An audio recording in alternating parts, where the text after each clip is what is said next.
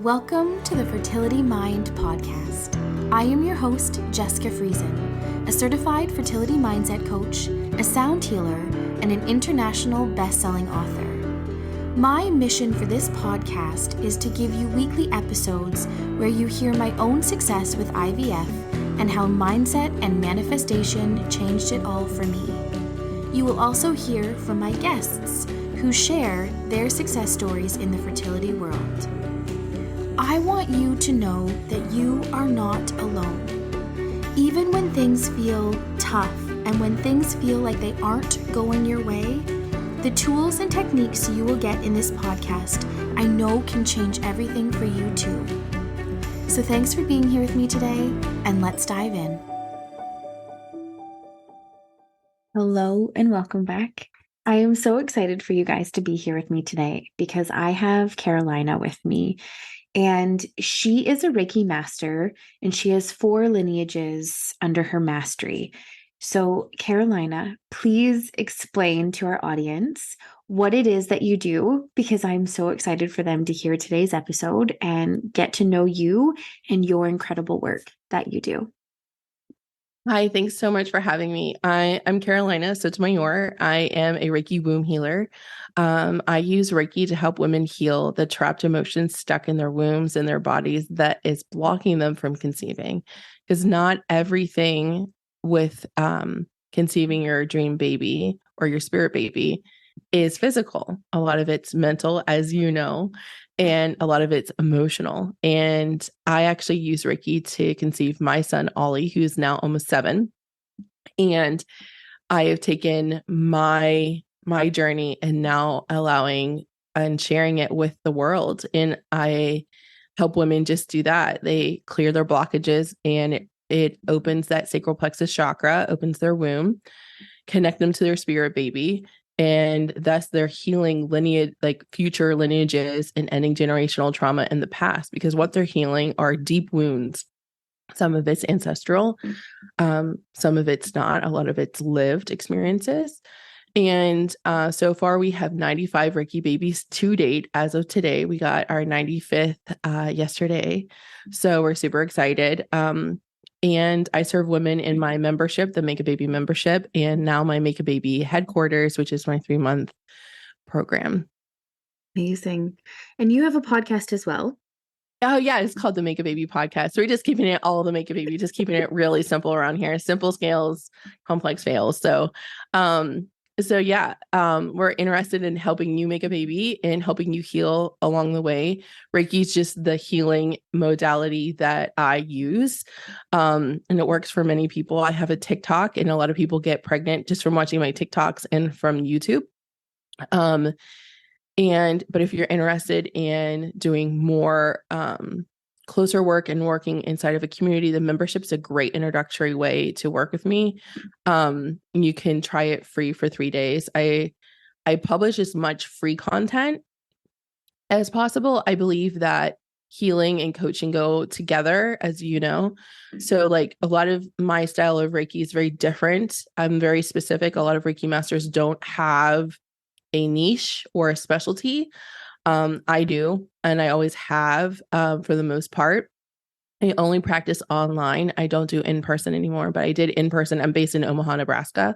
So I used to be in person in a chiropractor's office for years. So I quit actually 1 month before the pandemic. I was kind of burnt out. It's like kind of burnt out. My husband's like, I need you more home.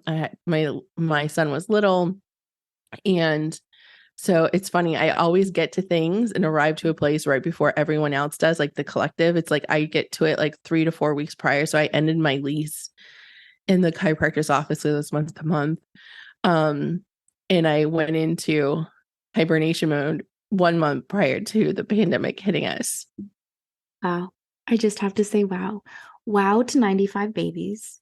And wow that your intuition or your awareness just said, you know what, I'm burnt out. We're going to go into a bit of hibernation mode.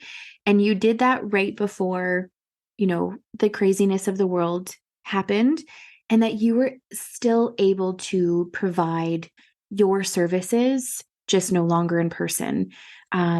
I just think that's so incredible. I was on her podcast last week and we had just had like such a beautiful conversation. We're best friends now. Yes, honestly, like, and just The vibe is real. Even in your introduction, like I was just like, I instantly feel at ease with you. And I love how people can come together and share what it is that they do, because it's all for the greater, like, collective consciousness. It's the greater good. And I think what you are doing is Thank you. holy. It's all because of TikTok. I reach so many people. We have over 18,000 followers on TikTok, which is 18,000 people like choose to have me in their world, is mind blowing. I grew up in a town that had 1,000 people in it. So like 18,000 people. Are you kidding me? I'm so humbled, so grateful. But 2024, we have some big stuff planned. So I'm like uber excited. I'm like coming into this year has been coming home into my body, into my worth, into my power. And I'm just like, we're just getting started. Amazing. I'm excited to watch you. Like, I'm so Thank you.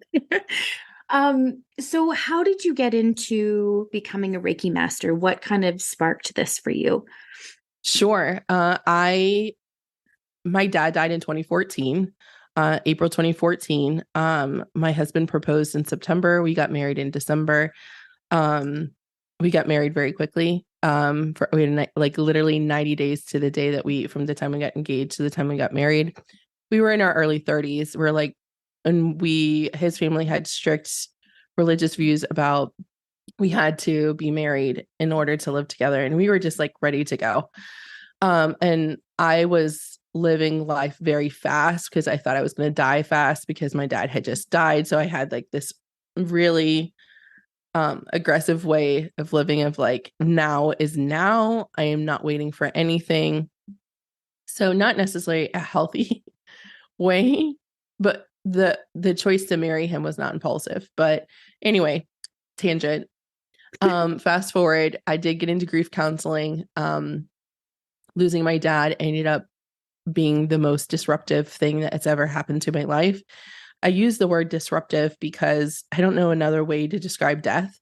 I never lost a person before that was so close to me. Like I had lost grandparents and I had watched them die, but there had been not such a close intimacy, not such a close kinship as a parent to a child. Like they were kind of hands-off grandparents. So it was just like almost a stranger, like this is my mom's this is my mom's dad. This is my dad's mom. I both watched them die. And I sat next to their beds and stuff. But it was really just kind of strange because my dad and I had a complex relationship, particularly because he was a difficult person and he was a very unhealed person. Later I discovered through grief counseling years later, after he died, that he was a narcissist. And I had never heard that word before. But at the time of his death, I felt unsafe in the world. Nothing made sense because how does a person that used to call me every day stop? How do they no longer exist? How are they just ashes in an urn? How am I paying for their cremation? How am I handling their estate? How am I the one that he never like let into his personal business, his finances, his things? Now, why am I having to go to a lawyer and handle all these things at 31? And my in-laws had never even been through anything that I was dealing with. Like their parents were still living. So like I didn't have any guidance and I was just doing it off the cuff at 31, which is pretty young in my opinion to handling such serious matters. You're an adult at 31, but nobody fucking tells you how to handle such very mature, very serious things like as probate court and being sued and things like that, siblings fighting over leftover money and how to handle storage. And when your state's away, it's all very complicated. So that was pretty heavy. And with using a grief counselor, fast forward to 2016, at the beginning of 2016, she's like, you should be further along. I was trying to conceive at this point, and we had been trying to conceive for a while and nothing was happening. I had gotten testing done. Like my hormones were fine. I had an IUD, but I had taken it out months and months before. My period was regular. I was ovulating. Everything was normal. I went and saw a specialist, and she's like, this is grief, but you're already doing grief therapy. Maybe you should try some antidepressants. And the therapist is like, maybe we should get some antidepressants. I had done antidepressants in my 20s, and it wasn't for me. I had done Adderall, and I had done, other mood stabilizers, and it just altered me so badly that it was not where I wanted to be. So at this point, because of the questions I was asking after my dad died of like, this is so bizarre. How does this happen? Why does this exist? Why does my relationship have to end with him? Why can't I talk to my dad? All I want to do is talk to my dad. I want to feel safe again. I want to feel like myself again, because he was not around much when I was a child. So I was always seeking his approval. So when we finally did get close as later in my life, I was hungry for it. My inner child was like, Daddy, I'm here. And like, I was daddy's girl. So when he died, that fucking rocked me to the core. And so then you start to question like what relationships are real. And all of this is going through my spiritual journey, learning what spirit guides are, learning how to meditate, learning how to become, because essentially then my goal in life was be a newlywed, start a family, be a medium, in that order, and be a medium so that I can talk to my dad again. Because I was like, I've never believed that you just die, that you cease to exist. Like the essence of who you are, that can't just disappear. That's not fathomable to me. So I was on this mission, the spiritual journey, to become a medium because I believed in psychics. And right before our wedding, I went to a psychic medium, and she validated me in so many ways. So I started taking classes with her. And here's the kicker. If you don't stop and heal, I believe the universe will smack you down, or some people say God smack. So at this point, in the beginning of 2016, I was going really hard, not understanding how unhealed I was, even though I was in therapy. Imagine that. And then I had horses, and I was riding horses still, like everything was good. I fell in a ditch, fell off my horse, got a really gnarly, severe concussion, put on medical leave. That's the Godsmack. And then because I didn't know how to sit still, and everyone was like, are you sure you're okay? Therapist is like, we need to, there's reasons why she's saying, antidepressants. And so then my concussion's not healing. Halfway through my medical leave, Ryan, my husband, takes me to the psychic medium shop. I was like, I'm gonna need some rocks for my concussion. She goes, you don't need crystals, you need Reiki. At that same therapy appointment, that same week, the therapist like, if you're not gonna do antidepressants, you need to do Reiki. Here's a card, go to this lady. The next week I got Reiki. It was the first time I felt like I can breathe. It's still less than 2 years, almost 2 years at this point that my dad had died, almost. And it was the first time I felt like I could take a deep breath since he had passed. And I became addicted to this feeling. So that was March. In April, we were testing positive with Ollie pregnant. Wow. So it took one Reiki session to open me up. But also at that point, I was done. I was so done with being unhappy, so done with being hurt. I was so done of being devastated. I was so over feeling like shit. I was so tired of being depressed. I was so tired of my husband having to remind me to shower. I was so done. I was ready to pick up. So I had, right before that Reiki session, I remember him driving me there because I couldn't drive on medical leave. I couldn't watch TV. And I couldn't be on my phone. So there's not a whole lot to do. So literally, I think the universe is like, she's stubborn AF. We need to make this situation so severe that she's not distracted from what does she want most? She wants a baby.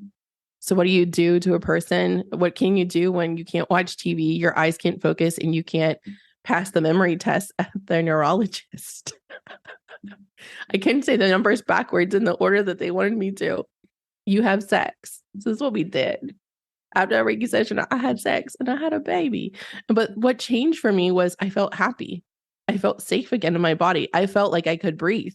Before then, my nervous system was so freaking wrecked that I didn't have any way to collect my energy or to calm or ground. I was the most ungrounded person probably walking on the planet. And this lady eventually went on to give me Reiki my entire pregnancy through my birth, actively gave me distance Reiki through my birth. I had severe traumatic birth. I had a really bad postpartum that almost took me 2 years to come out of. And I got certified when Ollie was 6 months old as a way to help me through that PPA and PPD. The birth trauma really is what complicated my postpartum. So through Reiki, that's what allowed me to heal. And then with every Reiki certification I got, I became addicted to that feeling. It's like a high when you're like, oh, I'm powerful. I can do this. Anyone can learn Reiki. It was super powerful to learn that I could actually, like, my spiritual gifts were not a joke all my life. Like, I could see ghosts as young as 4 or 5. I remember seeing ghosts in my home where I grew up with my mom. Like, why I could always hear stuff, or like in my dad's house, I swear, like all these things that would happen just randomly. I'd be in the kitchen. He's like, stop playing with the remote. And the remotes would be right next to him on the coffee table. And it would be blaring static from the radio. So it was very validating. Every Reiki certification and attunement I got, my spiritual gifts became clearer and clearer. And the more I could talk to my dad, the more that I could talk to my spirit guides, I can talk to my angels. Also, I learned to do Reiki for Ollie, like my son and my husband. And I was like, wait a minute, this is changing my life. This is a permanent thing. And like my gifts of mediumship that I had set out long time ago became very evidential, very real. So Reiki was introduced to me as from the therapist and the psychic in the same week. I went and got it and I got pregnant. Wow. And so I like, I need to do this for the rest of my life. And then it just expanded from there. Reiki is meant to evolve. Any great teacher that I've ever had has said that. Reiki is meant to evolve for every practitioner. That's why there's like so many different lineages in the world. There's angel Reiki, crystal Reiki, all kinds of Reiki. So I've taken Reiki from when I started online a few years ago at the beginning of the pandemic. I had served over 500 women at that point. And everything went back to the womb. Everything goes back to the womb. And it's the womb is not just giving birth to babies. It is your source of emotional safety, emotional security, your worth, your connection to your soul, anything you create in the world, everything that you're curious about, everything that you're passionate about. Also, all of your emotions are stored there, in my opinion. I mean, you can store emotions anywhere in your body, but the essence of like, it's a bad word, but like tank, like your storage tank of emotions, because we're taught to stuff as a society, as an American society, we're taught to stuff. We're taught to ignore and shut down. And where do they get stored? They're typically in the womb, from what I see. So everything goes back to the womb, and like whether a person feels seen, heard, valued, known, all of those really are just the root causes of things. Do you feel seen? Do you feel safe? If I can make a person feel safe with Reiki, I can change their lives. Because if you feel safe, you'll operate different, you'll stand different, you will make decisions different, your perspective will shift, you'll be able to see things from a different way. So it's a matter of like determining who do they feel safe with, how can I make them feel safe or help them heal to feel safe within themselves, feel safe to feel their emotions. A lot of women don't feel safe to feel their emotions or that kind of thing. So really, emotional safety is a huge thing that I teach. Because if you feel emotionally safe, you can change your life. But if you don't feel emotionally safe, you're going to be fearful. You're not going to show up. You're not going to try for goals. You're going to be a doormat. Yep. You're going to put yourself last. You're going to overcompensate for shitty relationships. You're going to tell yourself lies that I'm happy, but everything's okay. So many things can go wrong. And a blocked infertility is the number one sign of a blocked sacral plexus chakra or blocked from a womb. And it's the same few things that are the causes behind this. We always start with father relationships, because with women who are trying, or any person that has a uterus, we start with the father relationship because they're the ones that are supposed to give you emotional safety first. Then we start with mother.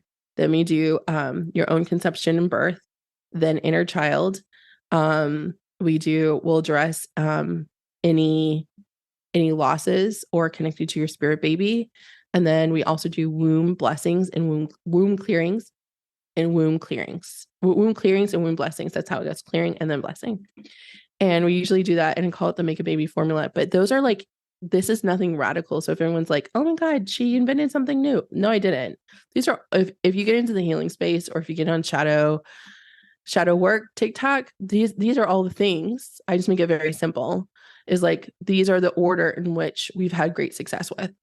If you heal your father relationship, and I don't care if your father relationship is fantastic and he's awesome right now. I care between 0 and 7. How is his relationship with your mom? When they were pregnant, what was your mom's relationship like with him? Because did he show up, or was he even around? Because that's all going to, if a dad's around but doesn't come to your games or doesn't show you attention, and maybe he's a really great provider, then that's going to influence your worth in how you, a lot of people have a fear of being seen. Do you shrink yourself? That has influence on how a person shows up, as a woman shows up in their life, and that can affect your fertility. So. Wow. You just unpacked so much right there. And I really want to say thank you for that. It actually just made me reflect on my own fertility journey, and it made me reflect on my own healing journey. And it also reminded me exactly why I got into mindset work and understanding manifestation and different things like that. And I really, truly believe that healing is imperative for everyone, whether it's easy or not. It is something that if you don't heal, it does find its way back to you. And I honestly wish Reiki was in my awareness during my fertility journeys. It's something that I just wasn't aware of. It wasn't a healing modality. And where I was in that space and in that time, I wasn't actively searching different modalities.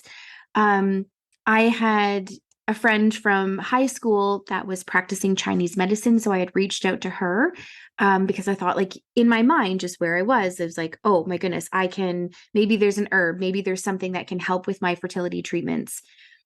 And she had talked about acupuncture, and I had also seen some acupuncture pamphlets in my fertility clinic. So those just went hand in hand for me. And that's why I love that I get to do this. We get to raise people's awareness of what emotional impacts are and how they are stored in our body, and how when you release them and you heal from them, you show up differently, you act differently, you feel differently. And just even talking about Reiki as a healing modality, and Reiki and how you have had such success on your own journey and in your client's journey. And I would love for the world to be more attuned to understanding healing modalities such as Reiki. So I want to thank you for unpacking everything that you just did. I think it's incredible. And the awareness does need to be shared of, our body is, it's such an amazing thing, but it can also stop us from doing things as well when you are dealing with the emotional impacts and the traumas of your life that stay stored within you. Tell us a bit more about how you can connect with your spirit babies. Oh, I love this so much. So spirit babies, everyone is born a medium and with psychic abilities, in my opinion. It's just whether or not you choose to exercise them. It's just like, can I shoot a hoop, or can I play softball? Like, how many times if you play a sport, how many times did you practice something? Literally, it's a muscle. Literally, it is something you have to work at. For me, mediumship is how I connect with spirit babies with you on a live session. Or if you want to, the easiest 2 ways that I recommend are getting a deck of oracle cards, cleansing them, carrying them with you for a week. Make sure you hit it 3 times with your fist before you pull any cards. Cast a bubble. This is all the literal steps you need to do everything safely. That most people don't say, just get a deck of cards. And it was like, you set the intention of who you're talking to. And that's not to create fear, but it's like literal, like, just like you wear a hard hat on construction things. Like, there are certain things you need to do in the spiritual realm to protect yourself and to know exactly what you're doing. Once you cast a bubble and you can visualize that and just say, I want to talk to my spirit baby of love and light that wants to come to my womb. And then ask it a question. The question, and you pull the card, is going to be like, what do I need to know for X? What do I need to focus on today? It's never yes or no questions.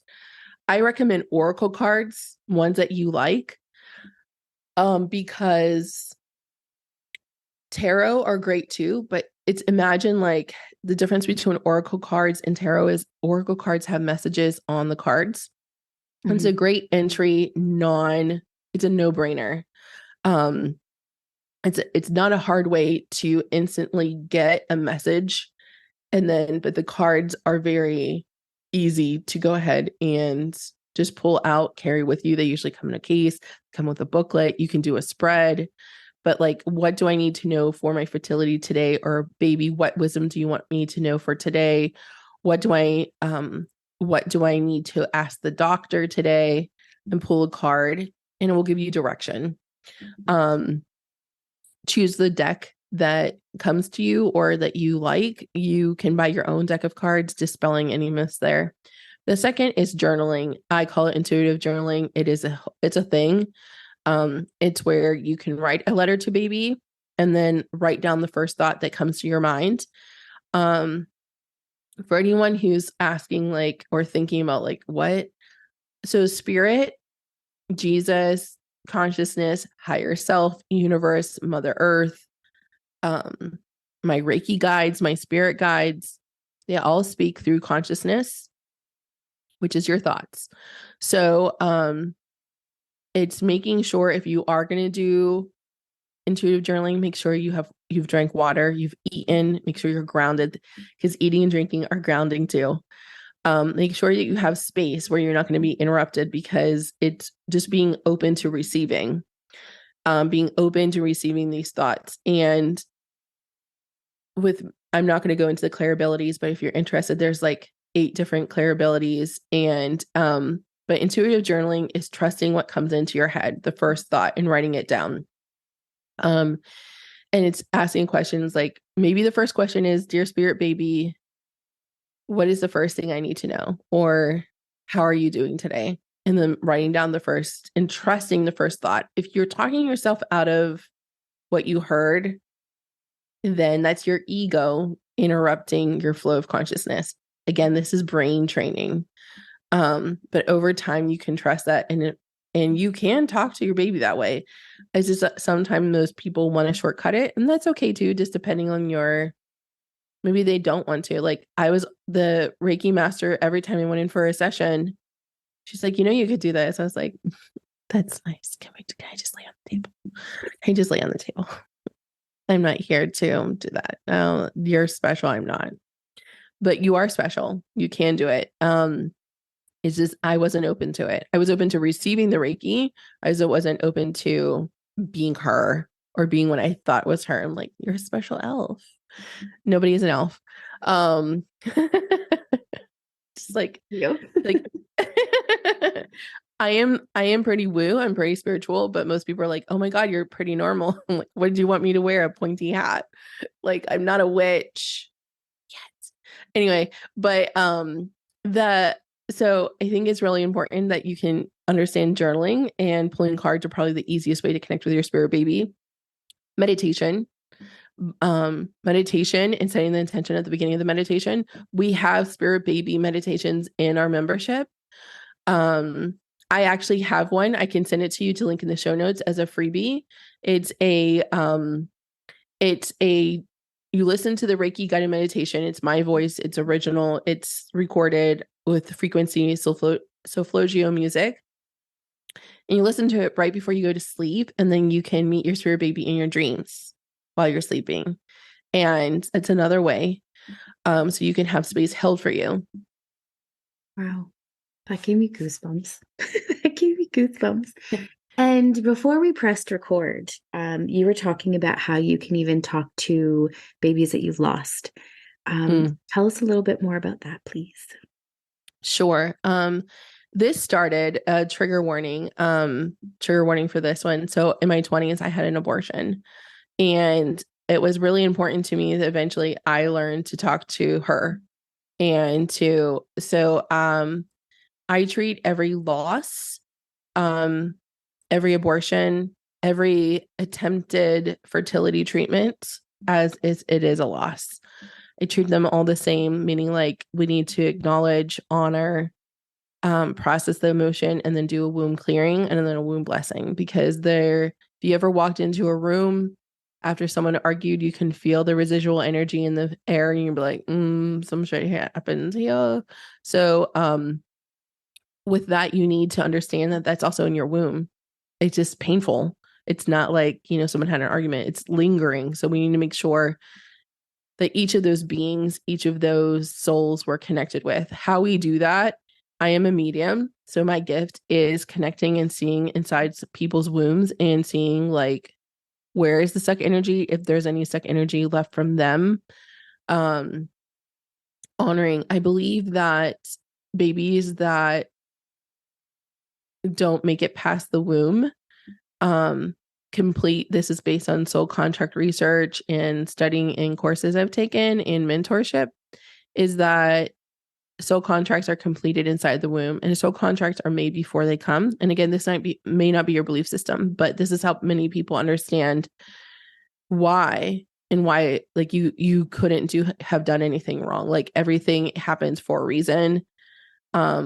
If that helps you. I don't necessarily believe everything happens for a reason. I think that there is choices in our souls before we come here, make choices and align with choosing us for certain reasons. And it might be just learning to accept unconditional love. And we pull cards for that. And I channel and I ask, why did you come?